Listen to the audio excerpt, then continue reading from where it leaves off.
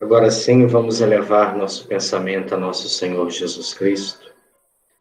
Imaginar que Ele agora está com as mãos direcionadas para o nosso planeta, irradiando até nós a sua ternura, o seu bem-estar, a profundidade do seu sentimento, da sua alma nobre, para que a gente, sintonizando com Ele, possa também estar recebendo esse alento que nos incentiva ao crescimento.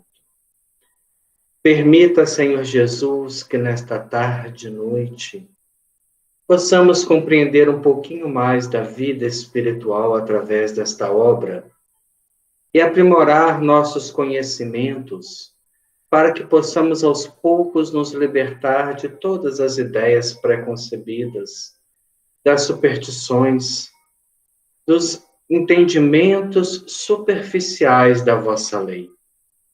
Permita, Senhor Jesus, que a espiritualidade nos abençoe durante o estudo e aproveite esse pensamento elevado que se forma através desta corrente que estuda junto, direcionando a todos aqueles que estão necessitados nesse momento da paz e da tranquilidade espiritual.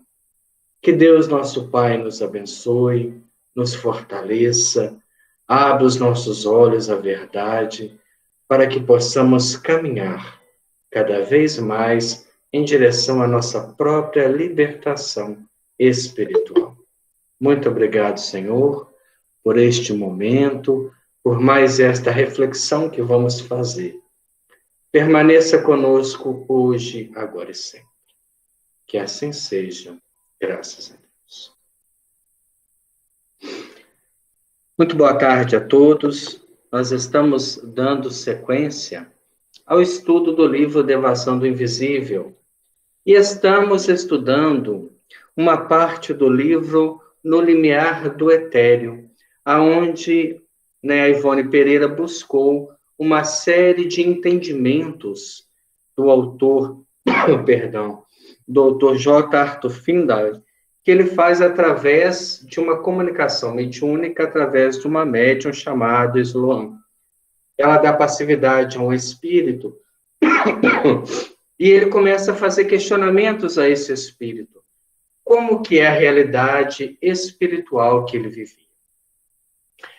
Este tipo de pensamento é o pensamento dos investigadores espirituais. Na maioria das vezes, nós temos contato com os espíritos, mas não questionamos. Nós ainda estamos numa posição de endeusamento das entidades. Quantas vezes as pessoas seguem orientações totalmente sem nexo, sem profundidade, sem aplicação científica? Ah, mas eu fui orientado a fazer dessa forma. Como se o espírito fosse um ser que não se equivocasse, que tivesse a ciência perfeita de tudo, o conhecimento do futuro, do passado. Na verdade, ele é alguém que está caminhando como nós mesmos. A palavra de um ser espiritual nada difere da palavra de um encarnado. Se ele não tem conhecimento de causa de determinada situação, a sua opinião é uma opinião totalmente sem importância. Nós também, às vezes, somos assim. Pessoas nos perguntam alguma coisa que nós não sabemos e a gente molda alguma explicação sobre aquilo. No entanto, a gente precisa conhecer o campo que estamos pisando para darmos uma explicação com um pouco de veracidade. A diferença desses pesquisadores que estão sendo citados por ela é que eles especulavam. A entidade chegava e eles perguntavam: de onde você vem? Como é o ambiente que você vive? Como é a matéria que constrói a sua casa? A realidade dos móveis que você tem? Em que região do mundo espiritual você habita? E eles construíram para nós um entendimento muito claro que faz com que as obras de André Luiz sejam totalmente entendíveis. Talvez quem não tenha lido esse princípio, esse capítulo preparatório que nós estamos lendo, passo a passo, pegue uma obra e fique assim, mas meu Deus, como é que tem tudo isso no mundo espiritual? Essa foi a preocupação da Ivone Pereira, em colocar para nós que não há nada de novo. Tudo isso que os espíritos estão citando faz parte de um elo da criação. Lembremos que a criação, ela se estende do átomo ao arcanjo, passando por todas as dimensões da vida, não somente na vida física, mas também na dimensão da vida espiritual. Que o princípio criado por Deus, que um dia será homem, um dia será anjo, ele também tem as suas especificações no mundo espiritual. Essa é a pergunta que ele faz agora ao Espírito.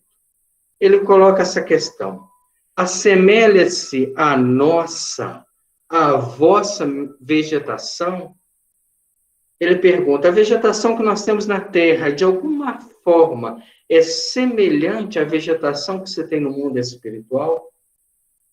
E ele responde, de certo modo, ela parece. Porém, ela é muito mais linda. Ela é muito mais harmônica. Os seus traços não contrastam, às vezes, de uma vegetação seca para uma vegetação árida, para uma vegetação intensa. Essas transições praticamente não existem. Nós temos o panorama do umbral, como cita André Luiz, dos desertos, da planície sem vida, aonde poucos vegetais brotavam, e ele várias vezes comeu esses vegetais, que era uma espécie de gramínea, numa atitude de sustentar a vida, já que ele sentia-se encarnado, ao passo que no mundo espiritual há campos, jardins. E aí a gente para pensar. Os vegetais na nossa dimensão de vida são seres vivos. E os vegetais no mundo espiritual? Infelizmente não foi perguntado isso. Quem sabe numa oportunidade que tivermos nas nossas reuniões mediúnicas, possamos conversar com os espíritos a esse respeito. Como é constituída a evolução no mundo espiritual? Os espíritos que alimentam corpos animais e que são utilizados pelos espíritos, principalmente em trabalho nas trevas,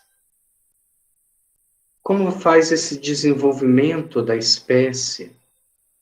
Então, nós ainda temos um universo de questionamentos para utilizar e não ficar, às vezes, especulando se o espírito que comunicou era vizinho de alguém que morreu, era parente de outro. Não. Busque também um conhecimento científico. Nós estudamos em obras como Carta de uma Morta, por exemplo, que a vegetação em outros planetas é diferente da Terra. Ela cita, por exemplo, a vegetação do planeta Saturno, numa das suas excursões. E é uma obra que a gente dá um certo crédito, primeiro que ela é da Lavra Mediúnica de Francisco Cândido Xavier, ditado pela sua própria mãe. E ela conta que na sua excursão ela viu uma vegetação totalmente destituída de clorofila. Então não tem a mesma cor que a nossa. É diferente. Já a vegetação do mundo onde esta alma estava, ele diz, de certo modo ela assemelha-se, porém ela é muito mais bonita. Então, se nós temos um jardim bonito, bem cuidado, lá nós vamos ter um jardim muito mais bonito, porque o reflexo dos sentimentos daquelas almas inspiram construções mais delicadas e mais harmônicas.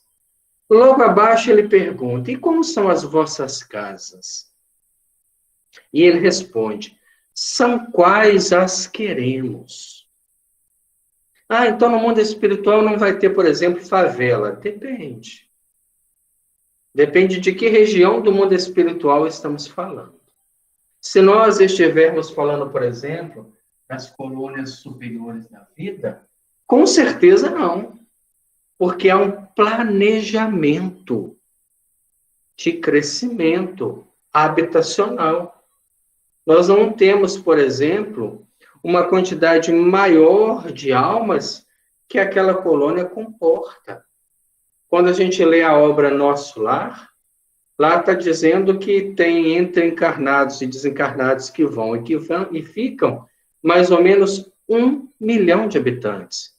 É um número considerável de uma cidade de grande porte, mas totalmente planejada. Então, nós não temos, por exemplo, dentro de Nosso Lar, né, aquelas casas feitas com baixa qualidade de conforto. Nós não temos a improvisação, nós não temos aquelas favelas, aquelas cabeças de gato construída casa em cima de casa. Não há um planejamento. Há uma organização social para que aqueles que moram lá consigam receber amigos, visitantes e familiares e abrigá-los em condições naturais. E ele coloca aqui, são quais as queremos. E como nós estamos numa região onde a ilusão do conforto não fala tão alto, você não vai ter aquela disparidade de uma mansão gigantesca perto de um casebre sem expressão.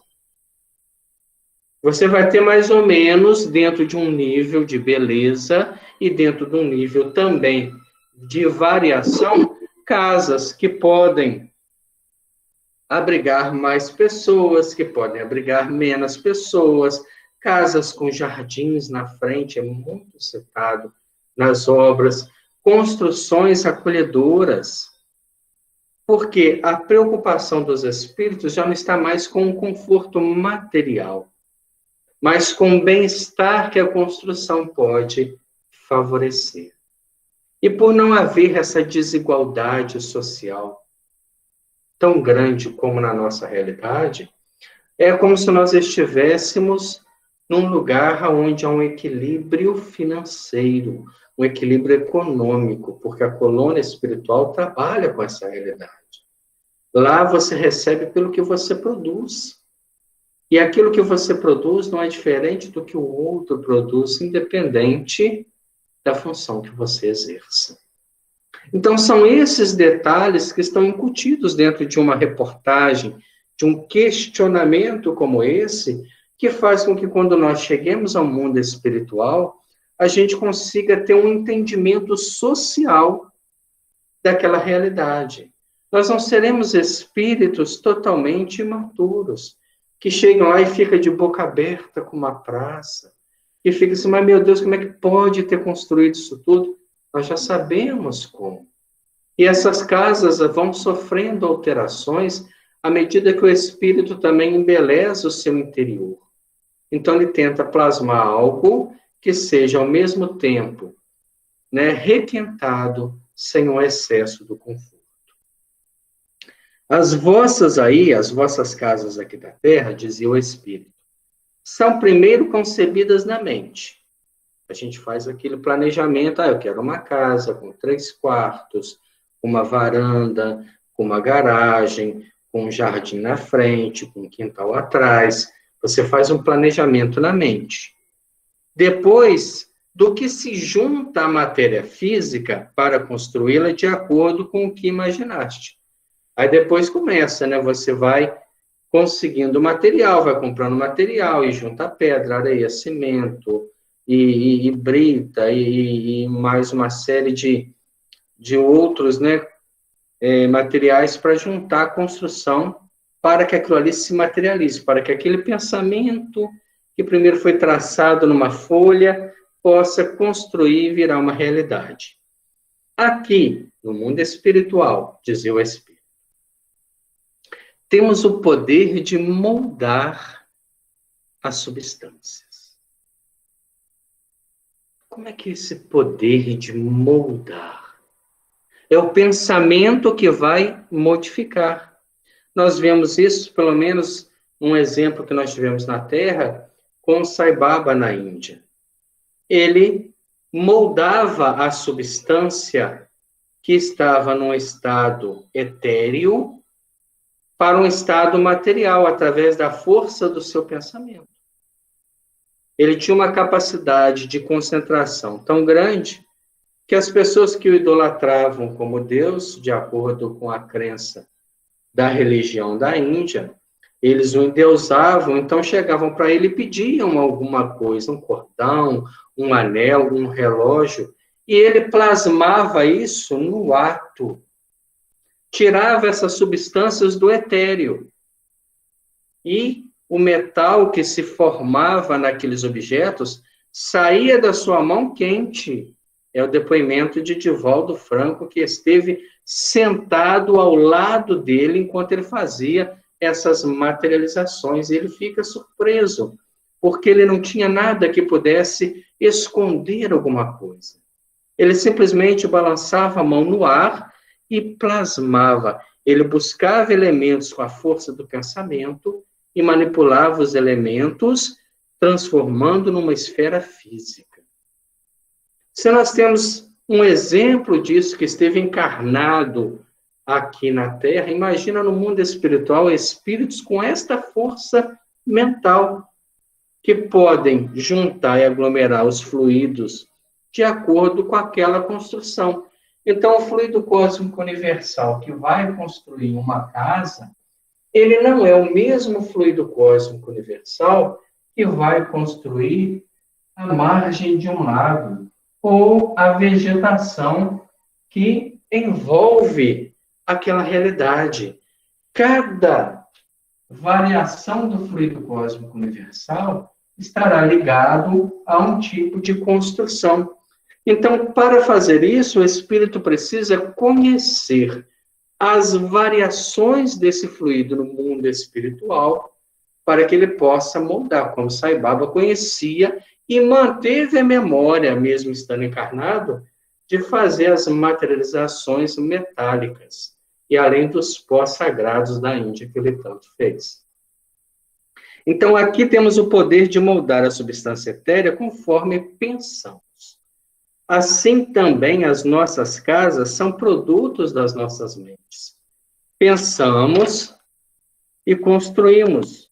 É uma questão de vibração do pensamento, e enquanto mantivermos essas vibrações, conservaremos o objeto que durante todo esse tempo é objetivo para os nossos sentidos.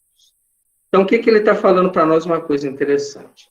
Imaginemos a nossa mente com um pensamento fixo. Ela está pensando numa vingança.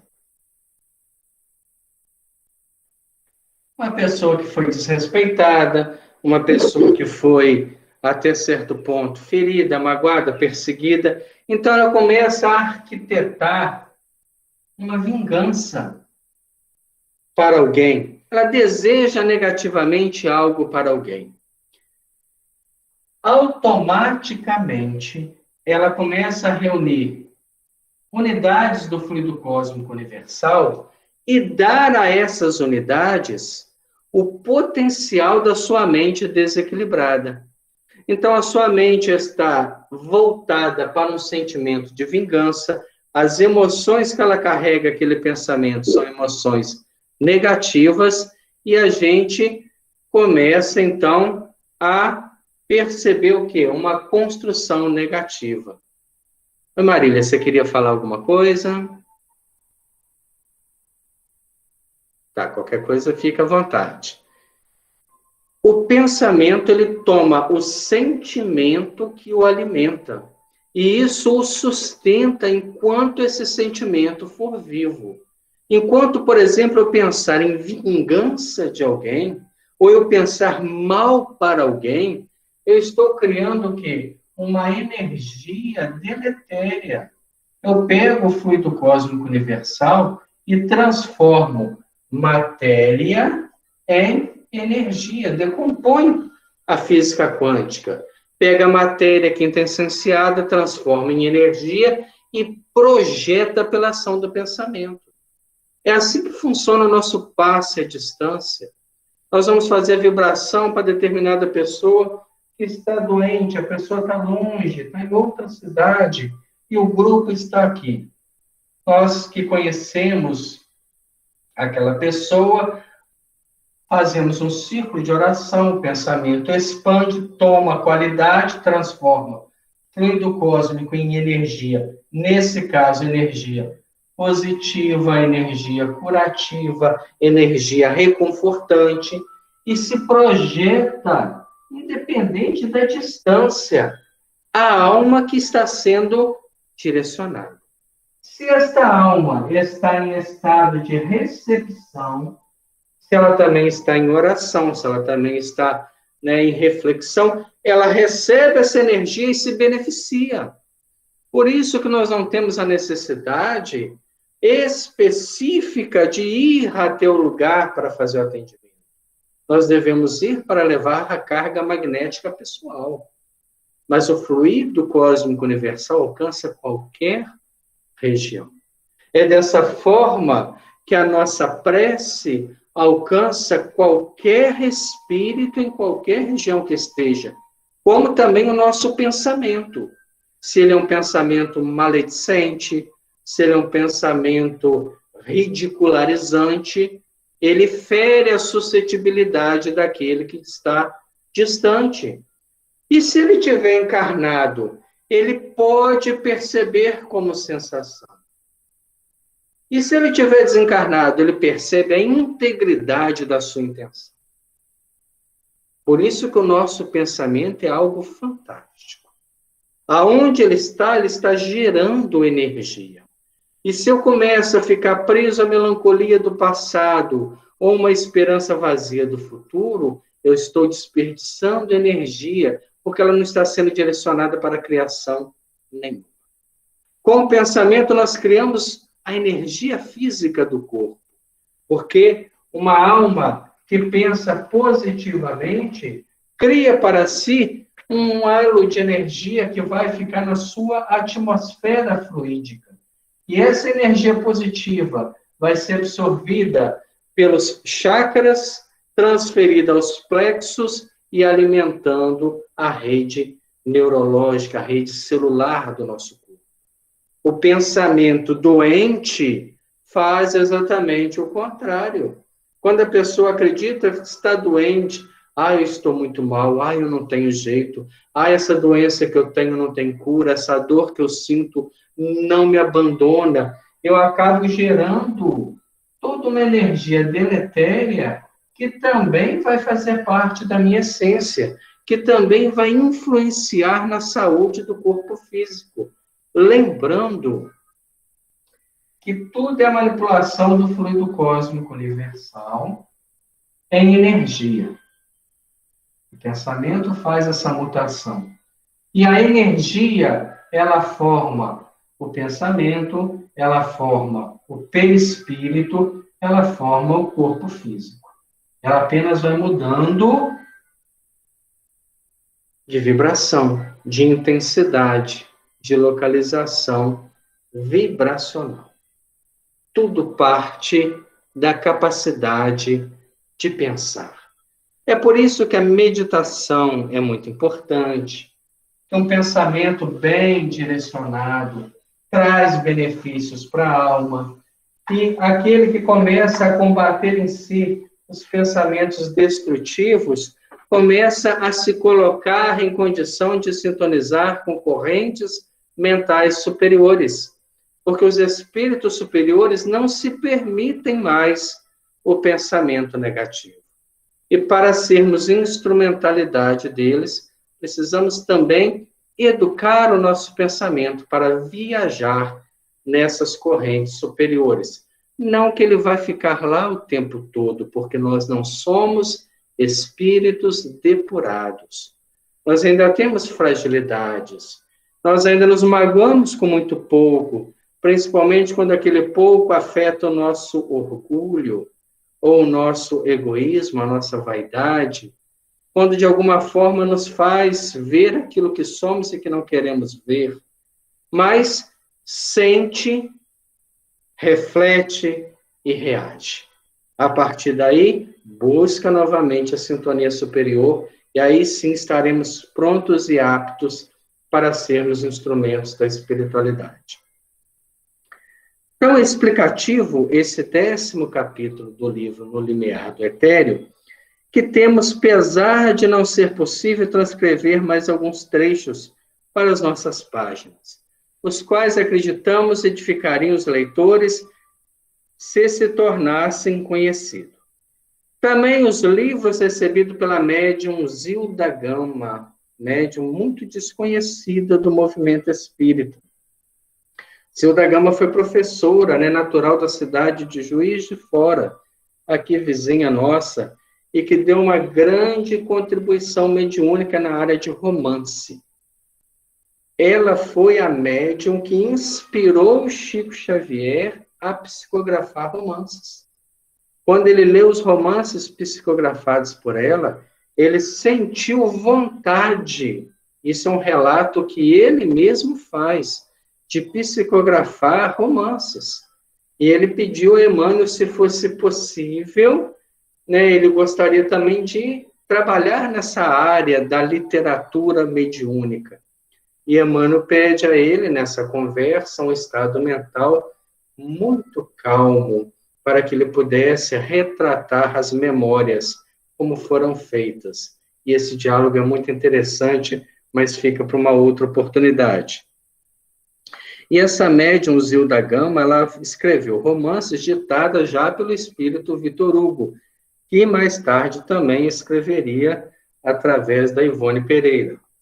Num total de 5 obras, quando ela relata, Zilda Gama teve outras obras mais, a gente não tem conhecimento se essas outras foram mediúnicas, ela também escreveu obras ligadas à educação, referem os mesmos noticiários, não obstante o fazerem muito discretamente, destacando-se dentre todos um que já se tornou célebre porque editado em Esperanto pela FEB, que é chamado Na Sombra e na Luz. Não conheço a obra, se alguém conhecer, faça uma análise dessa obra para encontrar essas realidades espirituais. Quando lermos agora uma obra, não vamos ler ela como se ela fosse um romance. Vamos ler ela com espírito de crítica, para entendermos toda essa parte que estamos passando nesta obra. Não relataremos aqui, por muito conhecidos leitores, as obras ditadas pela entidade desencarnada André Luiz, e tampouco Memórias de um Suicida, onde o assunto é pormenorizado com as maiores franquezas. Memórias de um Suicida é uma obra extremamente profunda do campo mediúnico.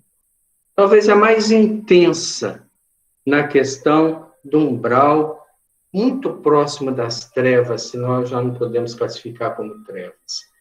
E esses espíritos que fazem esse ato de eliminar a própria vida, nós conhecemos tantos. E nesse instante do nosso estudo, nós pedimos a Deus por eles, para que eles também tenham um instante de reflexão, um momento de paz. Mas eles, quando acometem o suicídio, desenvolvem uma consciência de culpa. A primeira atitude de qualquer suicida é o arrependimento, porque ele se dá conta que a vida não acaba. Então ele se desilude, porque ele fugiu de um problema e arrumou outros. Porque se simplesmente houvesse o nada, aniquilou a vida e acabava, como um sono pesado que nunca tem fim. Mas isso não existe. Então ele aniquila o corpo e desperta. Eu lembro de um trabalho que tivemos oportunidade de fazer no encontro de carnaval lá em Maripá, e nós levamos um depoimento de uma mulher. através do espírito Humberto de Campos, ele faz uma entrevista com ela, ela era uma ex-suicida. E ela faz a narração profundamente real do seu caso. Ela conta que ela tomou um veneno desses, que elimina a vida, e sentiu uma dor aguda por dentro, como se lhe rasgassem as vísceras. O corpo não teve como ser recuperado. Em breves instantes, ela estava na sala do IML. Ela narra isso ao espírito Humberto de Campos, sentindo uma vergonha imensa, porque ela estava despida, e os homens agora rasgavam-lhe as carnes do corpo para encontrar os órgãos danificados pelo suicídio. Ela fala, e horas antes, eu estava no calor do meu leito, por que fiz isso?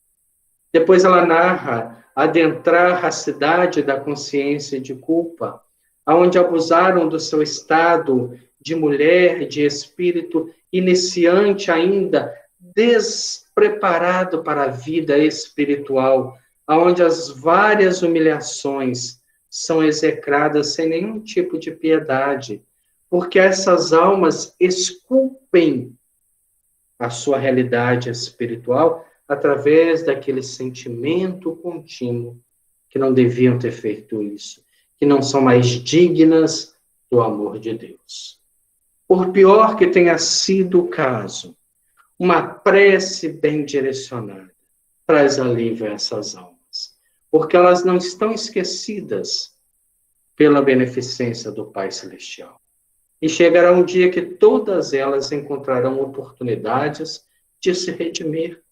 Não existe uma matemática, olho por olho, dente por dente, a dizer, esse que deu tiro no peito voltará com problema cardíaco, esse que deu tiro na cabeça voltará totalmente desequilibrado das estruturas, porque Deus, antes de analisar o ato, analisa o que gerou o ato. E é ali que está o processo expiatório. Fica ao leitor o cuidado de estudar, portanto. Então, agora, toda a leitura que nós formos fazer vai ser uma leitura de estudo. Quando pegarmos nosso lar de novo e formos ler, nós vamos ler com uma outra ótica. Uma ótica agora de buscar todos os detalhes para retratar a realidade espiritual, sabendo que toda aquela construção ali é reflexo da mente dos espíritos que ali habitam. Portanto, as obras em geral e as comunicações isoladas, mesmo as provenientes das entidades sofredoras, com atenção e amor, meditando e refletindo sobre tudo, sem espírito de prevenção, porque nas suas entrelinhas e nos seus detalhes encontrará referências positivas sobre o interessante assunto. Cada comunicação agora que nós participarmos, nós vamos ter uma mente crítica de encontrar detalhes. Olha, o Espírito está falando sobre isso. Ele está na casa dele, porque a mente reflete ainda a necessidade da sua presença dentro de casa. E aí eu sei como trabalhar. E aí eu posso oferecer propostas diferentes dentro de um trabalho de doutrinação. Eu não tenho que escutar aquilo e achar que ele está variando, já morreu, nem sabe o que está acontecendo. Não, ele está retratando o seu mundo íntimo, através do reflexo da sua mente. E vale ainda declarar que não deveremos julgar, sejam tais revelações, realidades existentes em outros planetas.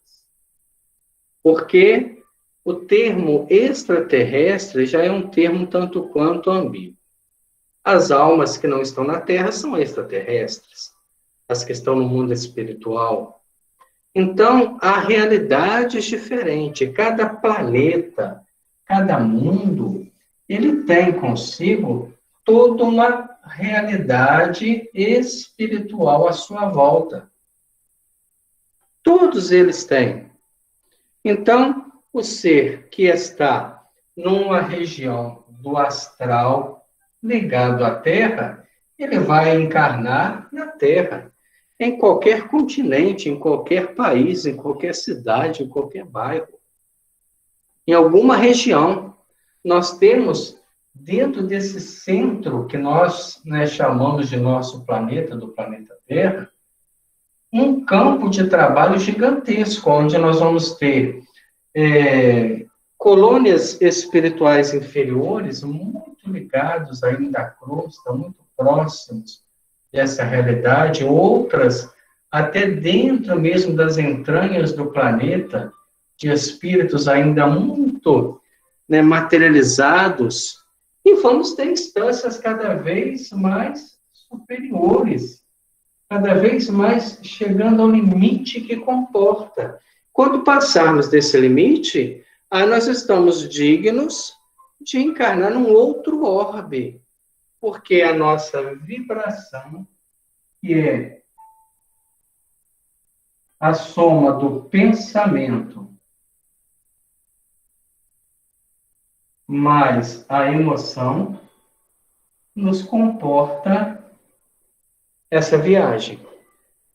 Pensei, motivei com sentimentos, estou em estado de vibração. A minha vibração hoje me comporta viver no planeta Terra, com a bênção de nosso Senhor Jesus Cristo, governador espiritual disso tudo, e talvez em alguma colônia próxima à Terra, ou ainda nas imediações materiais das zonas expiatórias, ou até mesmo nas condições inferiores, porque a Terra tem uma qualificação com o planeta.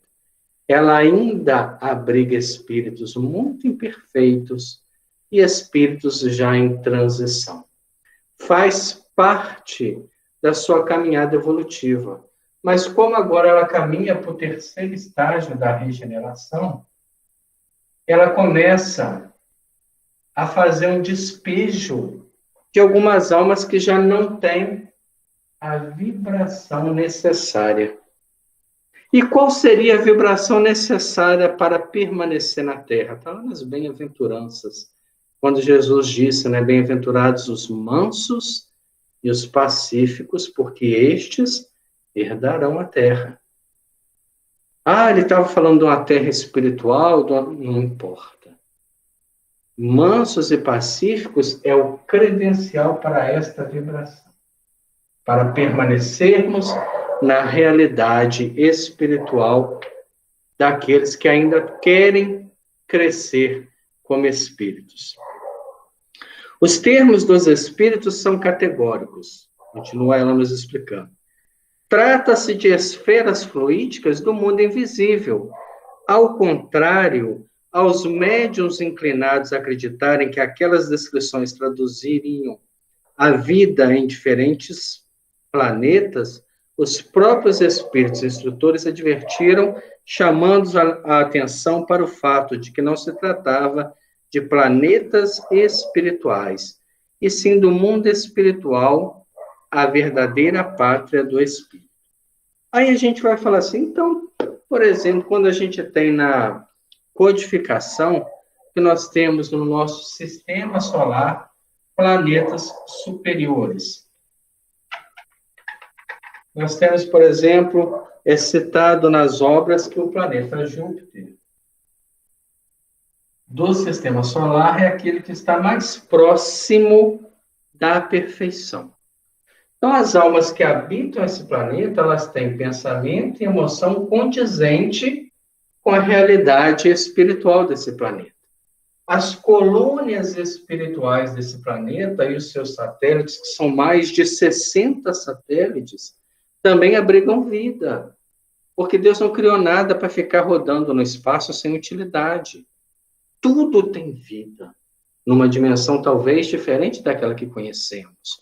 Mas tudo que circula este orbe, mas a estrutura espiritual desse planeta tem que ter pensamento e emoção condizente com o progresso adquirido. Então a gente vê que não é uma coisa complicada, que o mundo espiritual ele apenas retrata o nosso mundo íntimo. Se eu desencarnasse hoje, para onde eu iria? faça uma viagem interna. Veja quais são seus valores. Veja quais são seus propósitos. Quais são seus apegos. E aí você já tem consigo se você estaria apto a estar numa colônia superior, numa zona de queimar ainda as ilusões, ou ligado ao terra-terra, aos interesses inferiores, vinculados às viciações materiais. Dando sequência, ela coloca para nós. Costumam alegar os contraditores que as obras ditadas mediunicamente, contando tais conceitos, seriam mistificação. O eterno recurso ou escudo de quem se serve daqueles que se sentem contrariados sempre que o assunto novo e, sobretudo, inédito são apresentados.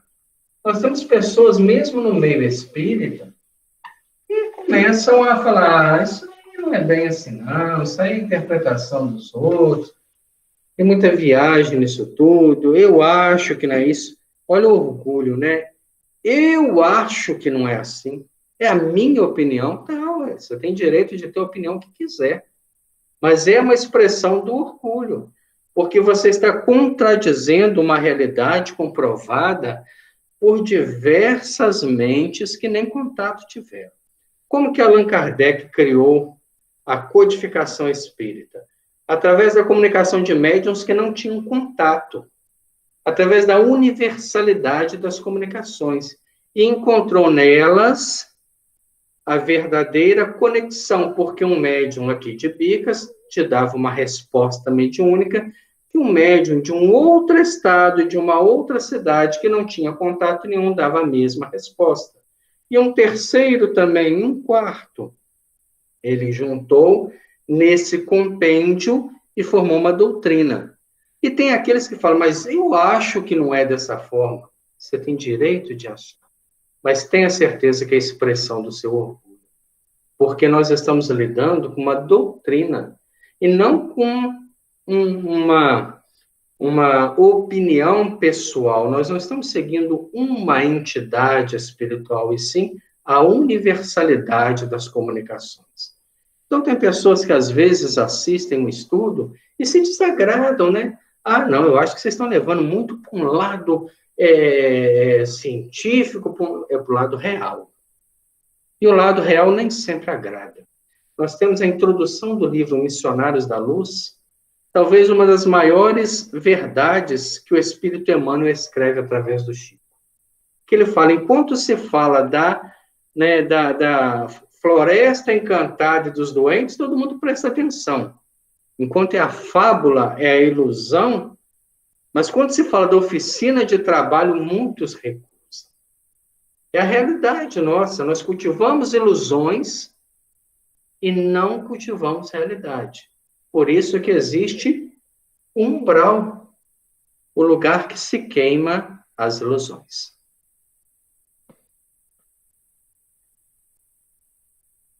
Ou fantasias do cérebro de médiuns ignorantes, como se expressam alguns em oratória entusiasta. Lembraremos, porém, que as obras de Leon Denis estão recheadas dessas informações. E Leon Denis, o grande continuador de Kardec, foi filósofo, foi escritor, foi grandemente inspirado pelas forças do alto e não um ignorante comum. Que Ernesto Bozano afirmou cientificamente a mesma coisa em suas admiráveis análises. E Bozano, ele era um sábio dos mais ilustres psiquistas do século XX. Que o reverendo Van Holen, obtendo as comunicações do espírito de sua veneranda mãe, as mesmas revelações não poderiam ser um médium ignorante cujo cérebro criasse extravagância, porque, como pastor protestante inglês, teria curso brilhante de algum seminário e nem seria espírita. Que o senhor Arthur Findall, que nós estudamos agora, era um cérebro vigilante, eminente e idôneo pesquisador do psiquismo experimental, escritor e intelectual de renome, não podendo, portanto, ser taxado de ignorante. Que Zilda Gama, cujas obras encontramos as mesmas revelações, conquanto mais discreta é uma professora assaz, culta e não médium ignorante. E que Francisco Cândido Xavier não é douto, mas tem dado a público livros de valor incontestável que honrariam a memória de muitos doutos, se esses pudessem escrever coisas semelhantes, e os dois espíritos, Emmanuel e André Luiz, que a esse médium dita as obras, têm dado testemunhos de muita lucidez e sabedoria, abordando teses variadas, sempre analisada por pessoas cultas e muito capazes para ser taxados de mistificadores. A questão de Chico Xavier é tão controversa que para um homem que tinha apenas a quarta série primária, ele ter sido médium de mais de 200 espíritos diferentes, ele foi analisado pela Academia Brasileira de Letras. E, à época, Monteiro Lobato disse: se essas obras forem da autoria de Chico Xavier, ele não tem direito a uma cadeira na academia, mas a todas que ele quiser. Isso é uma das maiores comprovações da mediunidade, porque uma pessoa que não reconhece a obra literária perfeita, um homem que não tem formação para isso. Então, há uma intervenção espiritual que escreve sobre ele. Nós podemos analisar isso nos capítulos do Livro dos Médiuns, principalmente do método e dos sistemas, capítulo 3 e 4 do Livro dos Médiuns, onde todos os sistemas criados para explicar foram debatidos e foram retirados como sistemas, porque Allan Kardec estudou um a um. E que os próprios livros de Allan Kardec, oferecendo farta base para todas as revelações e noticiários, conforme citamos linhas atrás, jamais foram considerados frutos de mistificação. Então, nós estamos estudando uma doutrina.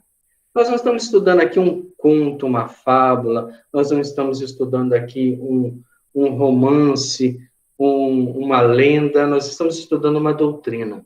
E doutrina é algo que foi experimentado. A doutrina espírita, ela foi criada pela universalidade, diferente da revista espírita, que era um balcão de discursos, diferente de qualquer outras obras, é aquilo que foi forjado dentro do que se tem de mais verdadeiro possível.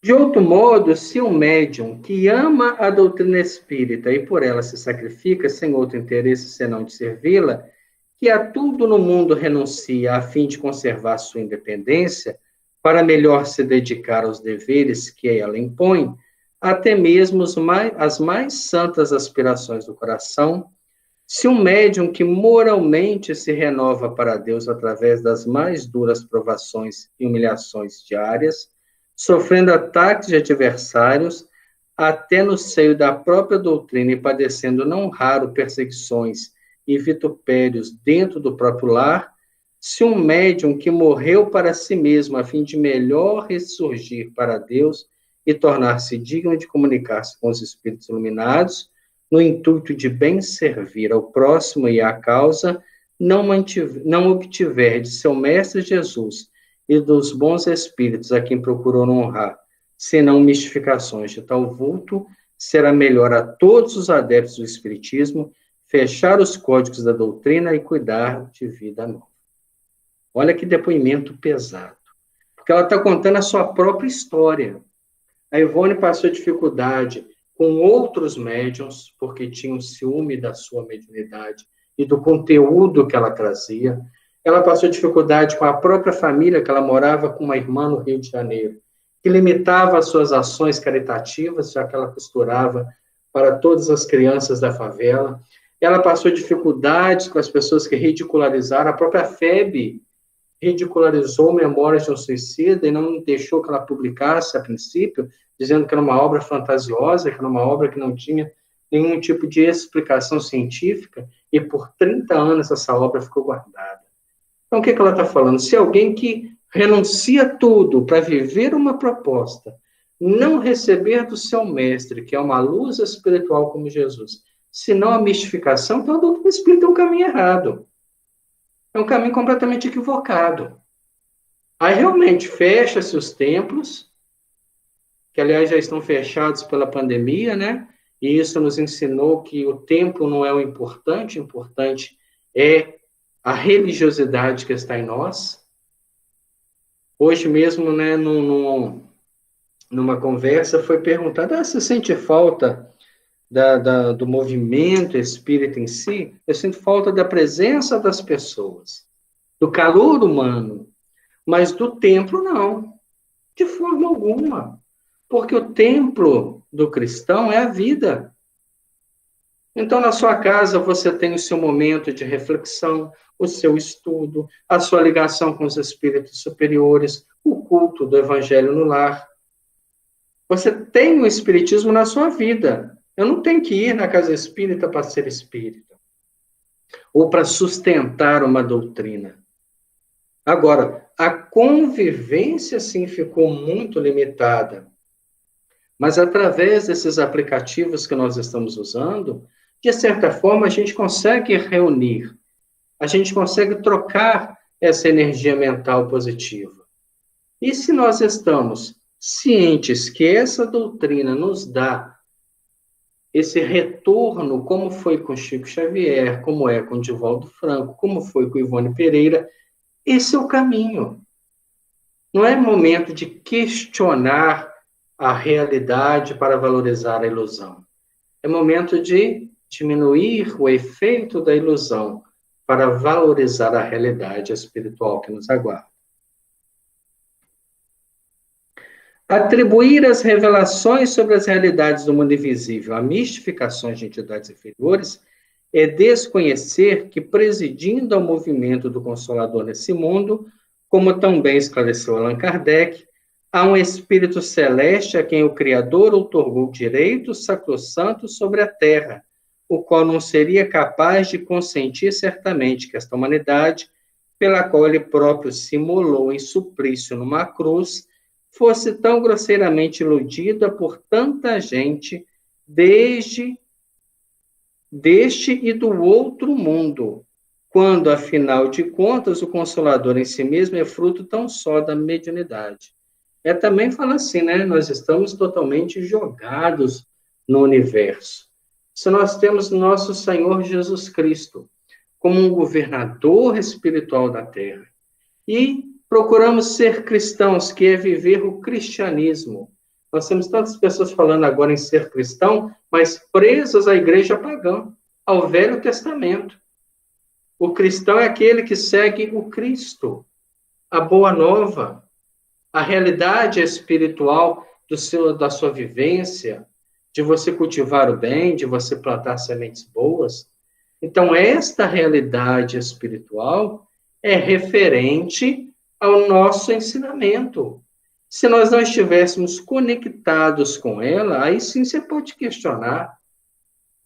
Mas uma casa espírita bem direcionada, um médium que procura vencer a si mesmo, não é instrumento da espiritualidade inferior. Mas toda vez que ele permitir que o medo, a insegurança, a incerteza, a desesperança tome conta, ele é instrumento das trevas. No momento como nós estamos vivendo, no nosso país, principalmente, um momento de turbulência de valores morais, quantas pessoas que estão querendo partir para a violência? Isso está tudo perdido mesmo, tem que quebrar tudo, tem que tirar todo mundo na marra. Estamos sendo veículos de quê? Estamos assimilando que tipo de corrente? Se são os mansos e pacíficos que herdam o caminho. Então, nós temos que orar para que o nosso pensamento esteja sempre ligado às correntes superiores e pedir por aqueles que estão envolvidos nesse teatro todo. Prosseguiremos, portanto, visto que o tema é profundo, prestando-se a desdobramento. Quem dentre nós já assistiu aos últimos momentos de um moribundo poderá, muitas vezes, observar os fatos aqui ventilados. Preste atenção. Quando a pessoa está para desencarnar, naquela reta final da vida, naqueles momentos finais, geralmente, ela começa a falar, seu pai está aqui, né? Fulano de tal esteve presente, pessoas que já desencarnaram. E ela teve contato com eles. Porque naquele momento em que o corpo está enfraquecido, ela consegue desligar um pouco desta realidade e ascender à realidade espiritual. No livro Há 2000 anos, nós temos um fato marcante que partiu de um testemunho de uma realidade como essa. Quando a amiga de Públio Lentos, né, que chamava Calpurnia, ela estava nos momentos finais da vida e o seu esposo desencarnado, né, vem buscá-la, ela faz uma pergunta a ele. Ele que era uma alma muito ligada a Públio Lentos, né, era um amigo muito ligado, chamado Flamínios, e ela pergunta ao marido pela índole de Lívia, que foi mal interpretada pelo próprio marido e pela conspiração, né, de algumas almas vinculadas aos interesses imediatistas, fazendo com que ele discriminasse a esposa durante décadas de relacionamento, relegando ela a um posicionamento quase mesmo que de uma escrava dentro do lar. Mas ele sempre teve a dúvida, ele sempre teve aquela incerteza, e ele havia pedido a esta amiga, que era amiga de ambos, que sondasse a intimidade de Lívia. E Lívia era aquela alma pura, nunca havia dado nenhuma dúvida do seu comportamento. Mas por ela ter se tornado cristã, o que distanciava dos interesses dos deuses romanos, essa amiga Calpurnia ficou um tanto quanto desconfiada. Só que a morte chega quebrando as ilusões, e quando ela vê então o esposo desencarnado, que vem avisá-la da morte, né, breve, que se aproximava, ela pergunta, né, assim, antes que eu parta desse mundo, tire uma dúvida que me amarga o coração. O que pensar do comportamento de Lívia? E Flamínios diz a ela, minha esposa querida, Lívia é um anjo que está na terra, e nós não somos dignos de andar pelos seus passos. E ela reconforta o seu coração pelo carinho imenso que tinha. E é ela que relata ao senador que Lívia era inocente, que Flamínio havia dito aquilo. Novamente, Públio vai receber essa informação do próprio Flamínio logo após a morte de Flávia na Arena Romana. Então, nós vemos que esse momento é um momento crucial.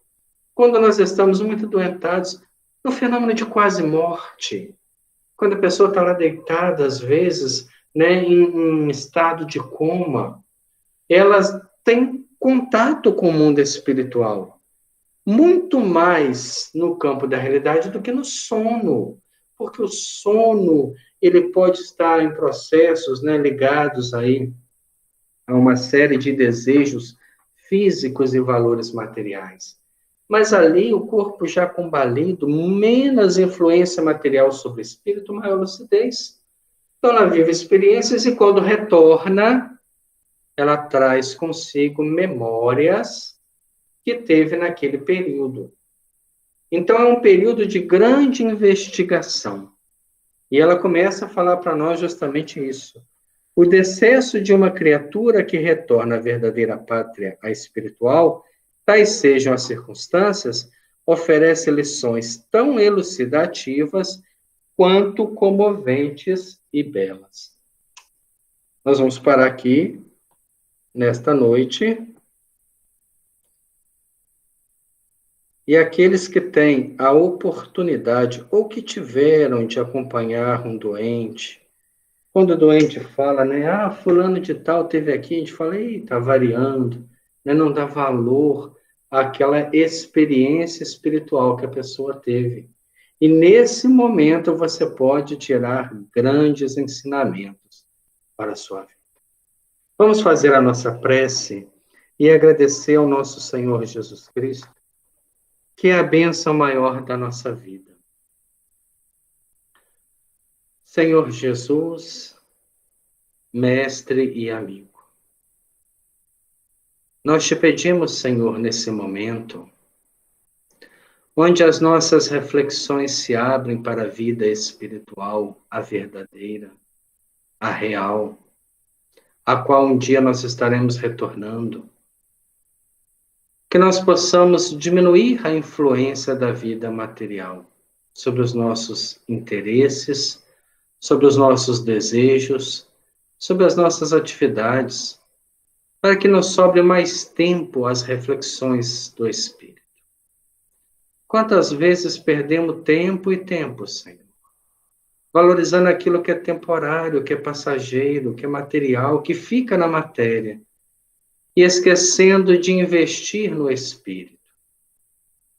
Mas diante desses ensinamentos que estamos tendo, relembrando, já que não há nada de novo, permita-nos, Senhor, manter-nos despertos, acordados e lúcidos para as realidades do Espírito. Abençoe nosso grupo de estudo, abençoe a todos aqueles que não puderam acompanhar agora, mas que durante a semana vêm assistindo e comentam conosco. Abençoe, Senhor, a todas as almas que procuram se libertar dos maiores inimigos ao seu progresso, que estão dentro do seu próprio mundo íntimo. Permaneça conosco hoje, agora e sempre. Que assim seja, graças a Deus. Muito obrigado a todos pela presença. Próxima semana, com certeza, estaremos aí dando sequência